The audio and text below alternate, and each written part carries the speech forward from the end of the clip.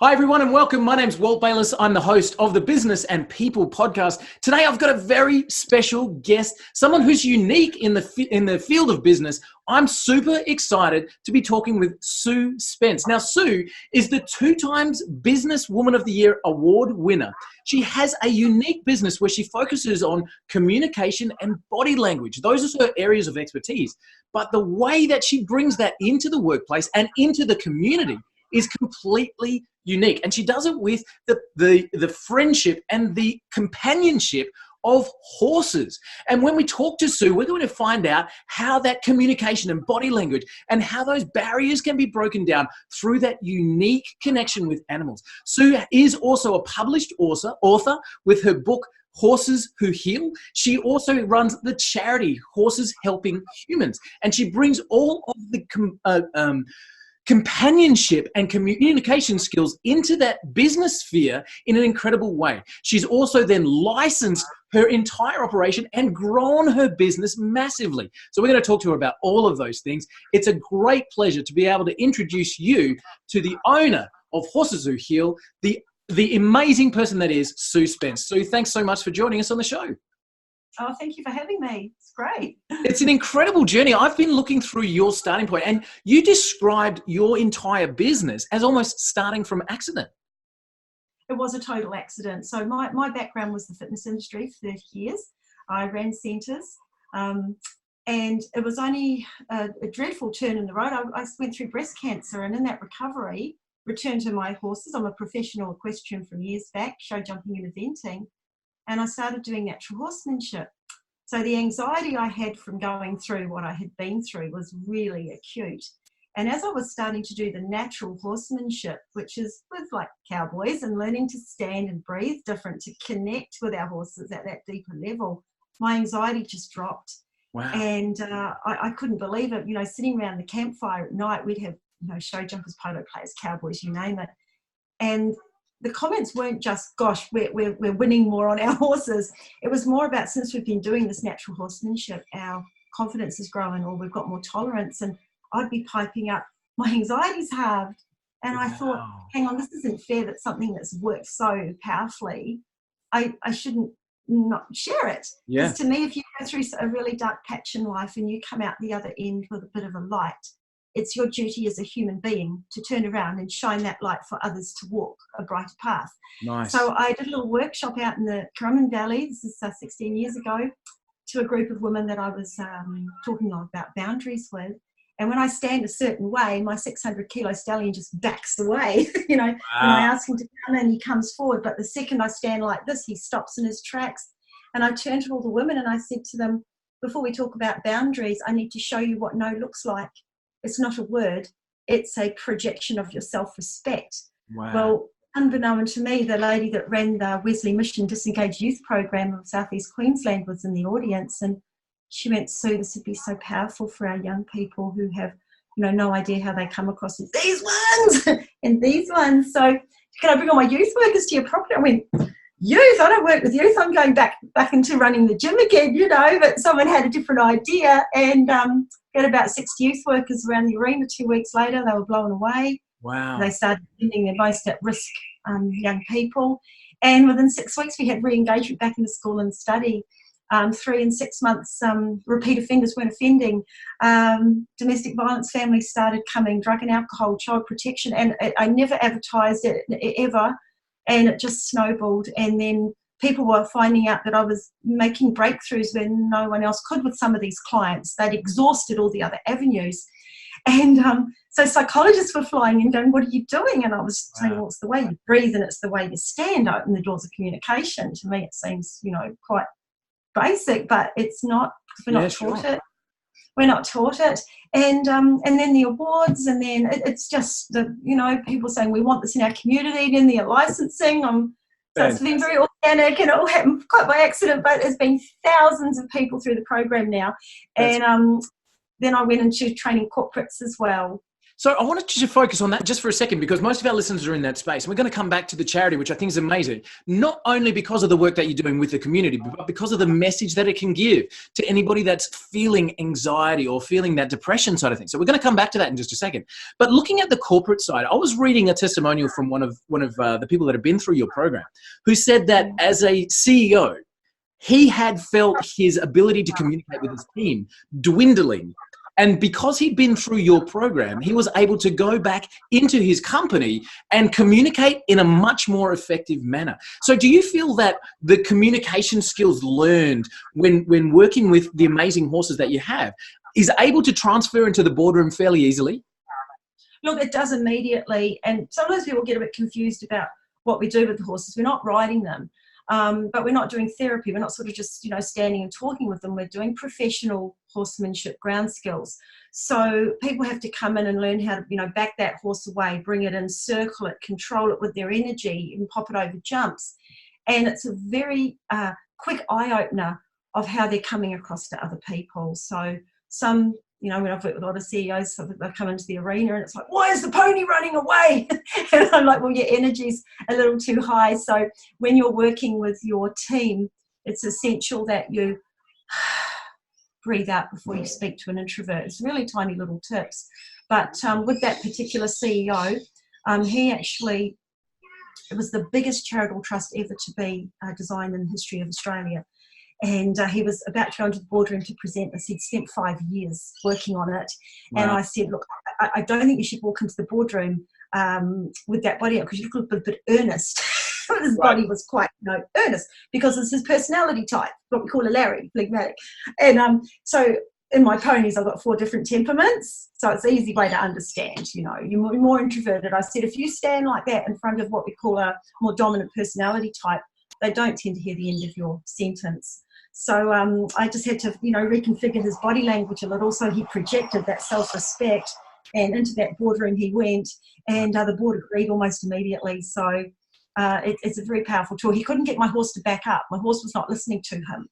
And I said that the words are there, but your body language is not projecting your intent in a non-aggressive way. Yeah. Yeah. So when I had my first mentor in sales, that was where I started from. He threw an amazing statistic at me, which was 96% of all communication is non-verbal, meaning that it's the way that you come across that people are hearing more than the words. Is that something that you're building on with the workshops that you're doing?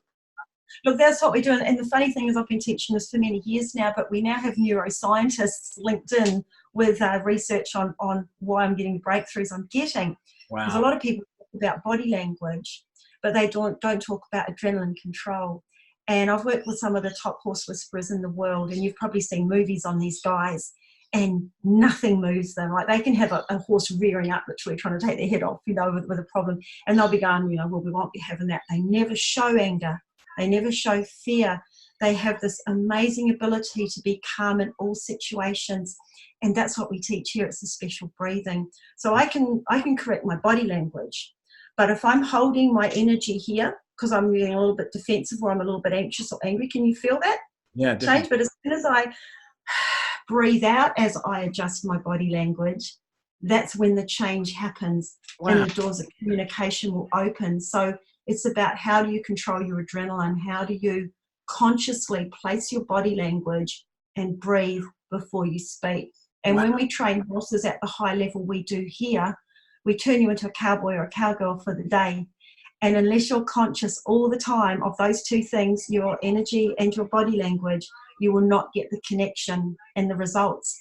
So we get that carried straight into, a boardroom or a meeting room, or presenting to someone, or even family relationships, because I was going to go there next. Disconnection happens all the time because people aren't conscious of how they come across to a different personality type, and that's the problem.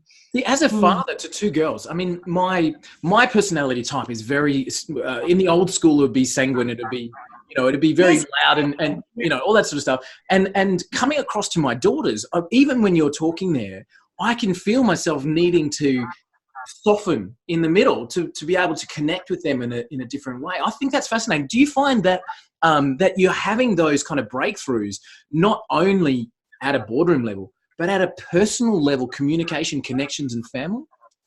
Oh, it's incredible. We do a lot of family work here.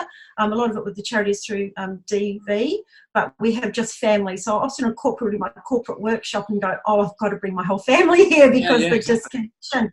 And we do this thing called Which Horse or Pony Are You? So you're sanguine. I have a really cheeky pony called Yogi Bear, and he represents the sanguine, and he's just in everything. He's bored all the time. I've got my scout Sonny, who represents the choleric, the leader, and I always say to whoever's there, look at him, so who's that coming down my driveway?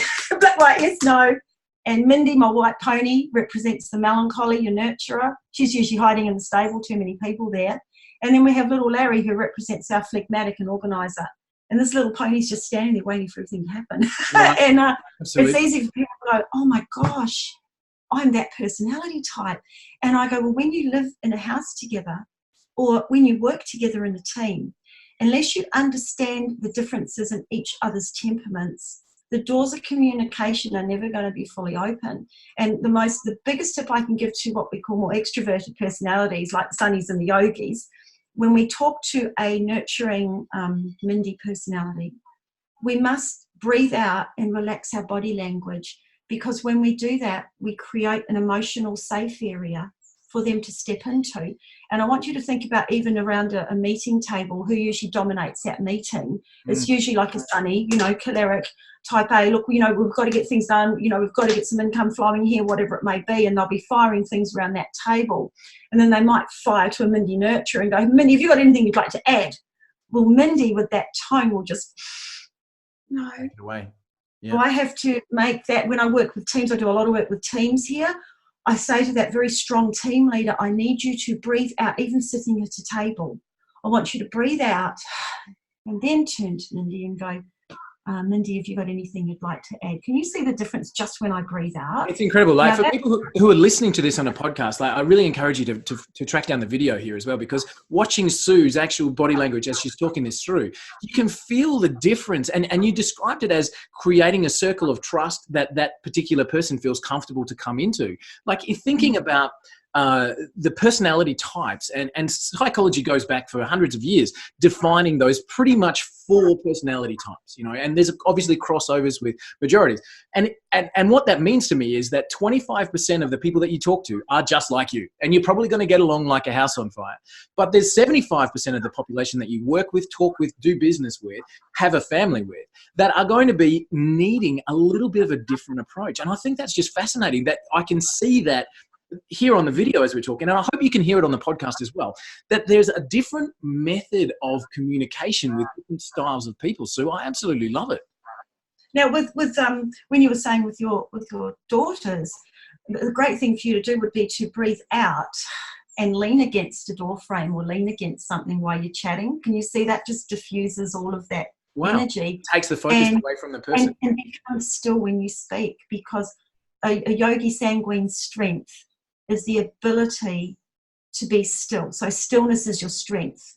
With a sunny choleric, yes, no, black, white, your strength is in your ability to soften. And softness is not a weakness, it's a strength. And especially with males, I have an issue with this at first when they go, oh, I don't want to appear like, weak. I go, no, I want you to think about when you walk into the room, the calmest, stillest, most chilled out person is who you're drawn towards, because that's the one that can obviously stay in control and keep everything safe.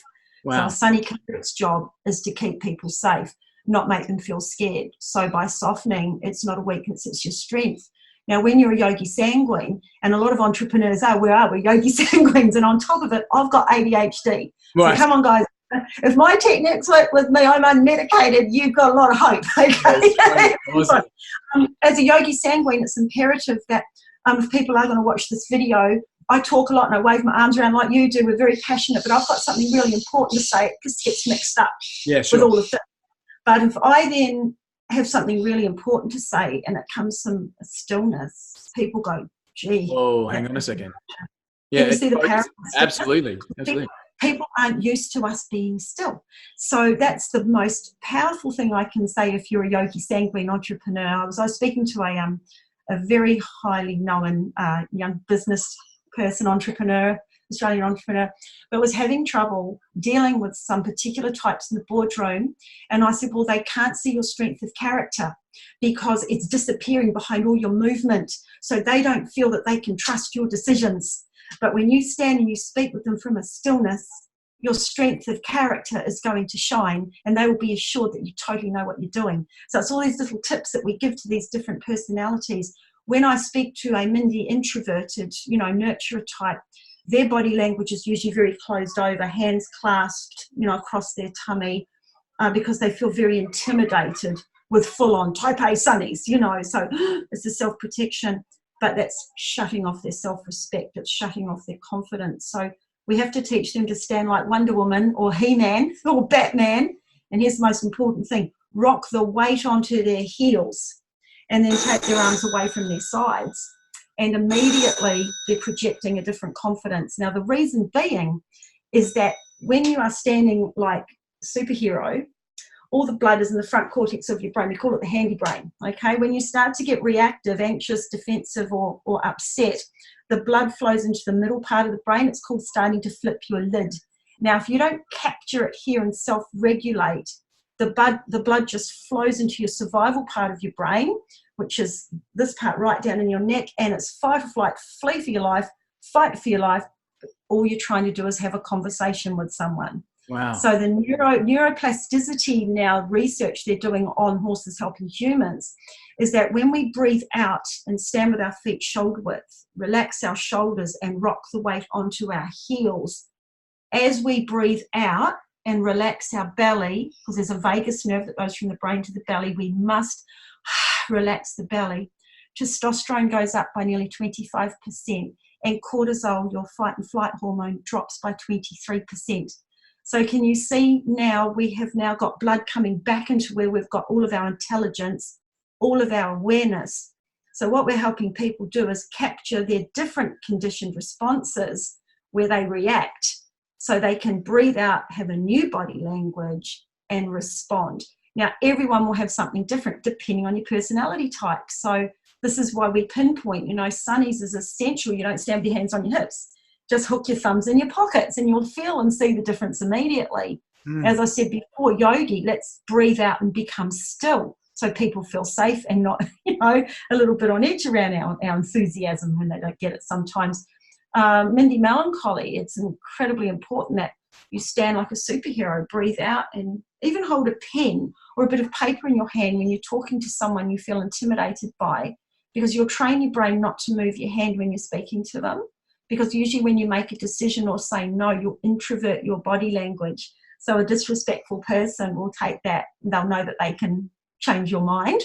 So keeping your hands still, you've got to retrain the brain. And when we have our phlegmatic, people that like to be organised, you get a little bit defensive and it's not aggressive.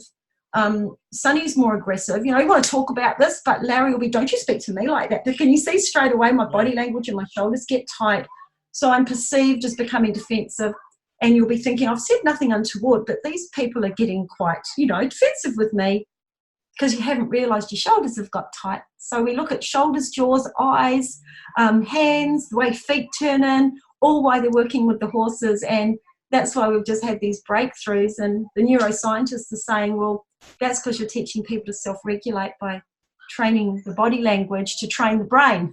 I feel like I've said wow 100 times in this interview. I know, sorry, I talk so fast. No, it's great. People just have to listen faster, Sue. The thought of being able to stand there with one of these beautiful horses who all have their own different personalities, and change the way your feet are, change the way your jaw's set, change the way your eyes are, change the way your breathing is, and communicate in that way, to be able to then take that back into, let's put it in inverted commas, the real world, and say back into your family, back into that next communication or confrontation or whatever, where the skills that they take with them will be lifelong. Like, how long does it take for someone going through your program to really internalize those changes, Sue?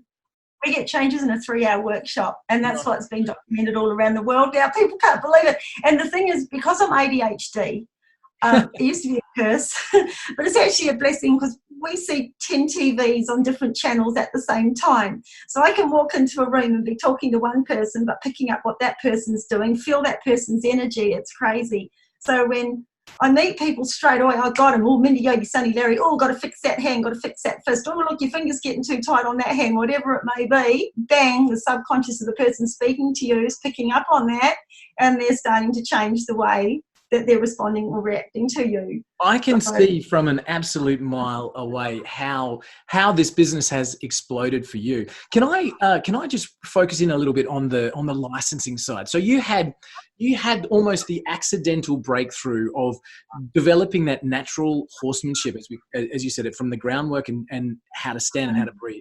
You were talking about around a campfire. You started bringing people in from a workshop environment, and then you sort of went, hang on, this can be bigger. And you went into a licensing model. What have you had to learn as you've grown that business through those different phases? Oh, everything's been a learning phase. I mean, I know that the fitness industry did become very corporate, like 20 years ago. So I was looking at it with different eyes then, but I had no sort of corporate business savvy. So when I was getting calls from around Australia going, look, we desperately need your program here, I had like child protection or youth justice flying students here or people coming to the Gold Coast. And I'm like, well, I don't know how to do that. I'm only one person. And luckily my licensee in Somerville in Victoria is a very savvy businesswoman. And she came up and said, look, we need to train people. And I said, well, I have no idea how to do that. But I used to be a Les Mills instructor. And of course, when Les Mills came out, I had to, organise to get the gym licensed for Les Mills. We all had to train to a very high level. We had to attend workshops regularly. And I said to an IP person, because I hadn't even had any intellectual property done. And again, it was a very savvy businessman said to me, again, very well known, he came and did a corporate workshop and he said, Sue, is your IP protected? Have you got IP protection? And I went, oh, no. And luckily, he followed me up because he knew I was a yogi. He rang me up a week later. Forget about it tomorrow. So you need urgently to get an intellectual property lawyer because this is really special what you're doing. Yeah, so I found this amazing IP lawyer, and when I said to her, look, she said, do you want a franchise? And I said, no, I want people to be able to afford it so the community is blessed. I want them to become a charity. But I said, I know Les Mills and I know the Les Mills model of licensing. So Horses Helping Humans is the license is very similar to the Les Mills ones. And we've now got licensees, they come and train really hands-on with me. So they learn to read the body language. A lot of them are pretty switched on straight away. That's why they're so suitable. We've now got Somerville, Victoria, Port Macquarie, of course, our head base here on the Gold Coast. We've got Byron Bay Shire, has just come on board, an amazing centre there. The Sunshine Coast, Innisfail, Atherton, Devonport, Tasmania. We've got New Zealand, Manawatu. And we've got Taranaki in New Zealand as well. That is now going to be adapted specifically for repeat offenders, and they've asked if it can be translated in the Maori language. So I'm incredibly blessed. There's a board of lawyers and a judge over there who got me into New Zealand. She goes, this is amazing. She did a corporate workshop here. Straight away, I need this in New Zealand now for my repeat offenders. They've now she said to me, you need to become a board of trustees. I said, I don't know how to do that. So all these lawyers and judges in Taranaki all formed a board of trustees. So there's Horses Helping Humans Board of Trustees New Zealand now. It's just been amazing. But if I can give anyone advice out there, is you've got to follow your heart and you've got to be authentic. And there's been times when I've been to go and asked to speak at universities to, deans and professors, and I've gone, oh my gosh, I'm going to have to dress different and talk different. And I thought, no, they've asked me to go and talk because it's me. You've got to be yourself. Yeah. And sometimes the more professional you try to be, the more you cover up your authentic heart, and then people can't really see what you've got to offer. And a big thing I do when I work with corporates here is I go, oh, you're sort of all stiff and awkward. Is that how you go and present? Where's you? Right. If you think, but I'm not, my personality is not really professional. What's not professional is trying to be who you're not. You know what I'm saying? Absolutely. So, people know when you're real. Actually, I had a guest, John Michael from Melbourne, not so long ago, and he talked about that exact phenomenon and the impact that social media's had on it too. So all of these people with their, their LinkedIn profile or their Facebook pages or their, whatever it might be, and they are putting out a persona that they think is what the public needs from them to be able to trust the business or to, do business with them. But how do you feel about, letting your personality shine through in those environments? Look, it's really important that people see the real you, but understanding we all come across differently. Sometimes we just have to regulate ourselves Sure. a little with some people. Be you, but a little bit less. Yes, or maybe learn how to project ourselves a little bit better. Yeah. But we're not changing our personalities. We're not taking ourselves away. We're just conscious that when we talk to a different personality, we need to respect of how they need to hear it so they actually listen to us. Okay. Very important. Yeah, but you've got to be yourself. I love it. So Ken, I'm so conscious of your time, and I know that you want to get out into those beautiful horses outside. So thank you so much for agreeing to come on the show with us. Can I ask you? Let's try and help a couple of people. So we might have somebody who's in the car. They're on their way to work. They might be on the way home or whatever. Let's try and help a couple of different categories of people. The first one I want to have a shot at is perhaps a businessman who feels like they're in a slump. So they've had this great idea. They've worked for a few years. They haven't achieved the dreams and goals that they thought they would by now, and they're starting to lose a bit of faith in themselves and in their direction. How would you take that person and be able to help them reestablish their connection with their message and their movement forward? Look, passion drives everything. That we know that comes naturally to us as sanguine yogis. It doesn't come naturally to other personalities. So it's very easy to flatline. It's really important to have a tribe. You've got to have a tribe. So you've got to have other people around you that see your goal and feel your passion and surround yourself with that and maybe take a different pathway. Sure. Sometimes if you're going through the same door, it's looking at redoing things. Now, often I say to people when they flatline, I call it flat lemonade. So if I'm going in and I've flatlined and I'm exhausted, I'm sick of repeating myself and going in and trying, I'll walk into a meeting I'll do it, and you can hear it in my voice as well, with flat lemonade. Yeah. This is a great idea. I can feel it. I really feel this is going to bring a lot of productivity. Everyone's going to get motivated using this. Can you see how I absolutely? I'm like, oh. And I'm disappointed, and I think, but you don't know that one meeting you've walked into with your flat lemonade could have been the one person in the room that went, I like what this guy or girl is saying, right? So when you're feeling that flat off thing, but you're on your way to somewhere, think of yourself with a can of fresh lemonade, right? You're going to shake it. Nice. You pull the little ring on the top, and it goes, I want you to have some coming out of your eyes. So I hope people do go on and see the difference. I love it. Yeah. Now, how do you get a fizz in your eyes? You think about what you love to do the best. So if I'm flatline and I'm talking to someone with my flat lemonade, am I going to think, I can't wait to gallop my horse down the beach after I've been to this meeting? Can you see it's now brought my eyes alive? It's absolutely actually brought life to my eyes. So people will think that the passion in your eyes is for them, but you're really thinking about what you're going to do. Like your passion, your own life. Yeah, absolutely. Now, this is crucial, and it's called apathy, not apathy in your character, but apathy in your energy, because you've just flat lemonade, you've had enough.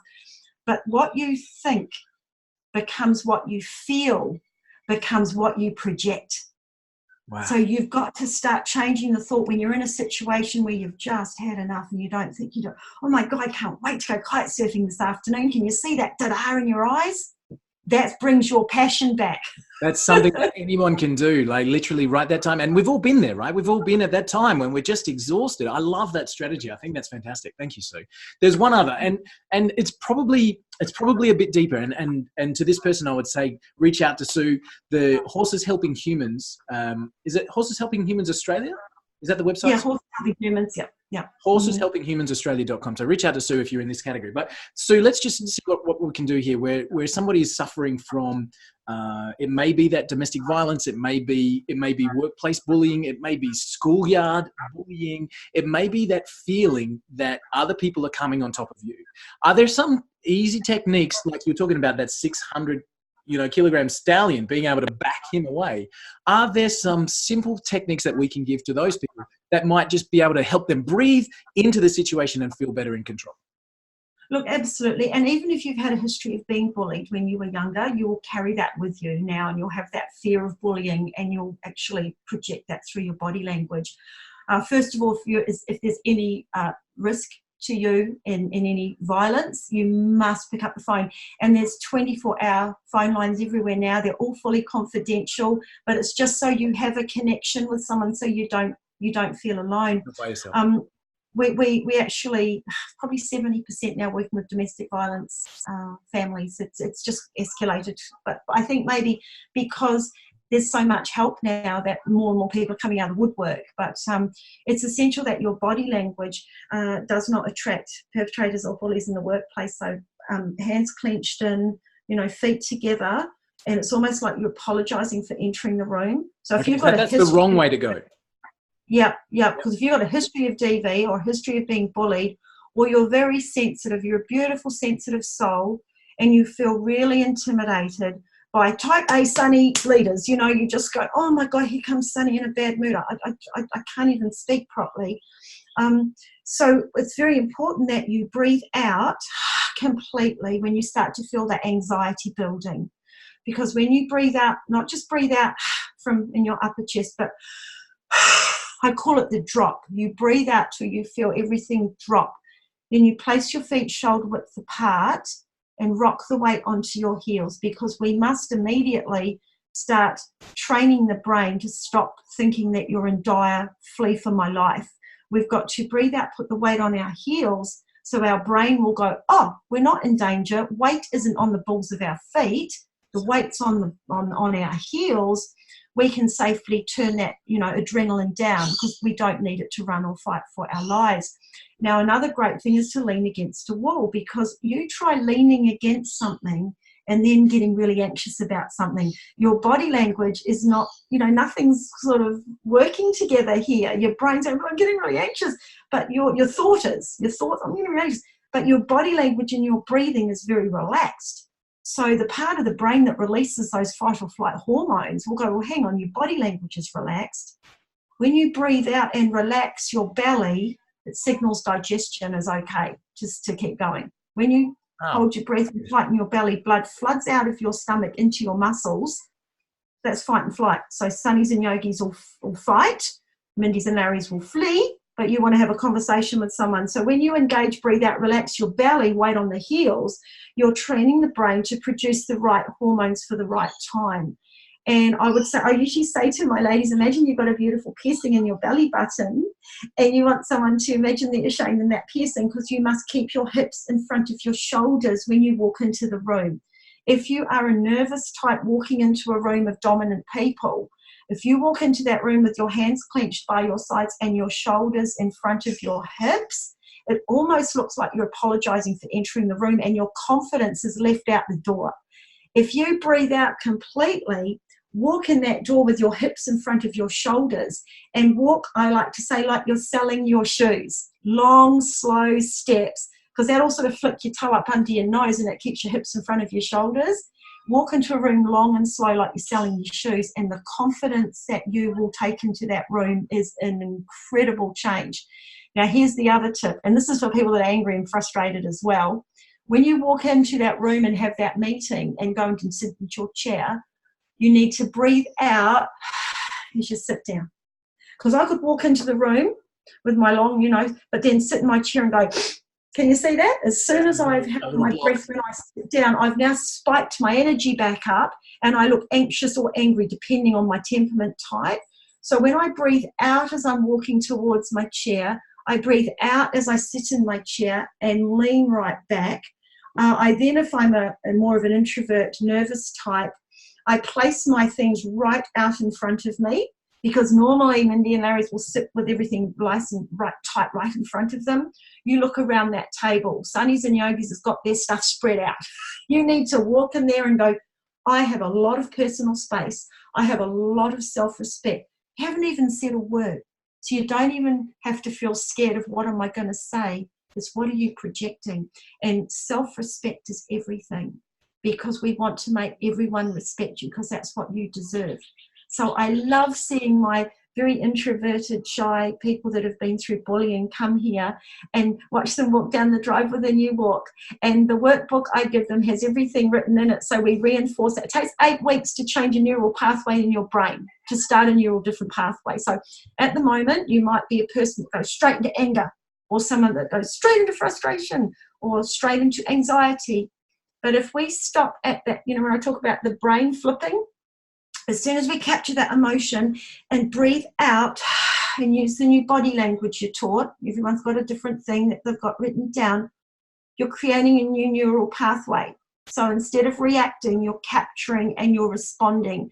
Now, like the tracks the horses make here across the paddock to get to the stable, you get a dirt track through the grass. That's like a neural pathway, straight to anxiety, straight to anger.